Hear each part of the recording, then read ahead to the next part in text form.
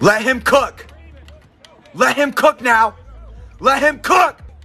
I said let him cook!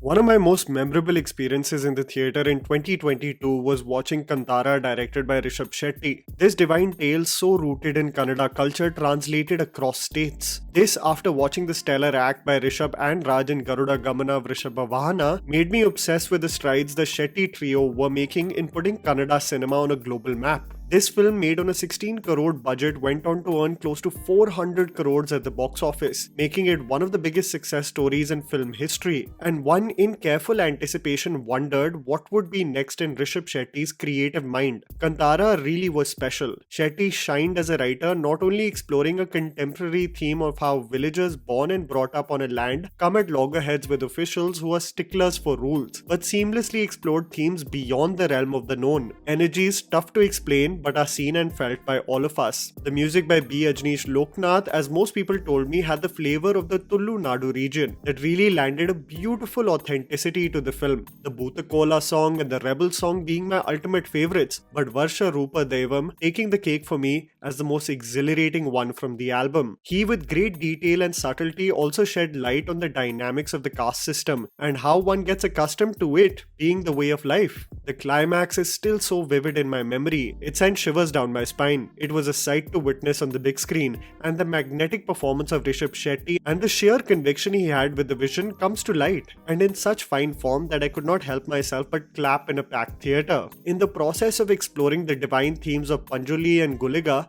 coming to life, one wondered if there was more to explore regarding the themes of this universe. And when it was announced that Rishab is actually working on a prequel for the film, everyone got excited on the various prospects of the story. Will we explore the prologue of the film, where the king could not find peace and embarked upon a journey to get guidance from Panjoli? Would this be the case of exploring Shiva's father's life before his disappearance? Or would this be a totally different story that explores the deep-rooted history of the Karnataka region, that aims to shed light on the limitless nature of divine energy that is often dismissed by historians? Can it be an amalgamation of the known and the unknown, creating a beautiful marriage of fact and fantasy? And looking at the first teaser of the film that dropped today, it seems to promise a lot of what I just said. Highlighting a being stating that the ability of light is to see the past, present and future, we are transported to an individual who seems to illuminate with the moonlight, a Trishul holding Rudraksh wearing figure who seems to be absolutely soaked in blood, making people wonder what this character played by Rishab Shetty represents. Is this any way an embodiment of Parshuram or just Panjali? I say this because of the existence of the Parshuram Kshetra in the western coastal belt of India. In an article written by the Inner World, they state back in Satyug, the western coast of India was threatened by turbulent waves and storms that engulfed the entire area into the sea. At that time, Lord Parshuram, the sixth incarnation of Lord Vishnu, intervened and fought the seas and recovered the land using his Pashu. Since the land was filled with salt, it was barren. Lord Parshuram then called upon the Lord of Snakes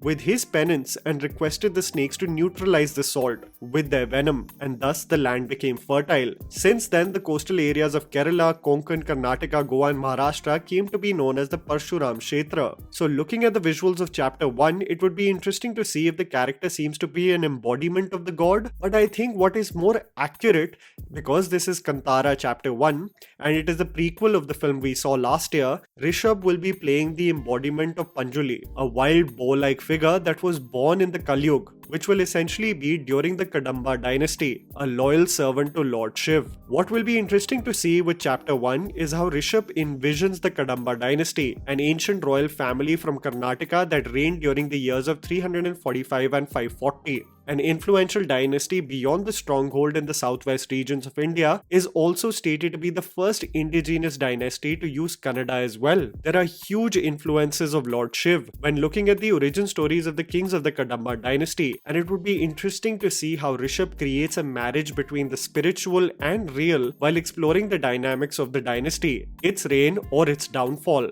I am an absolute fan of Rishab Shetty's vision, and I am so excited for how he truly dreams big and executes this this intimidating task on the big screen next year.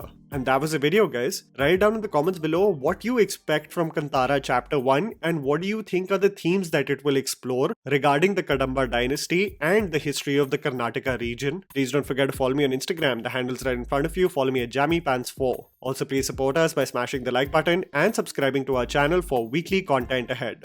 Thank you for watching.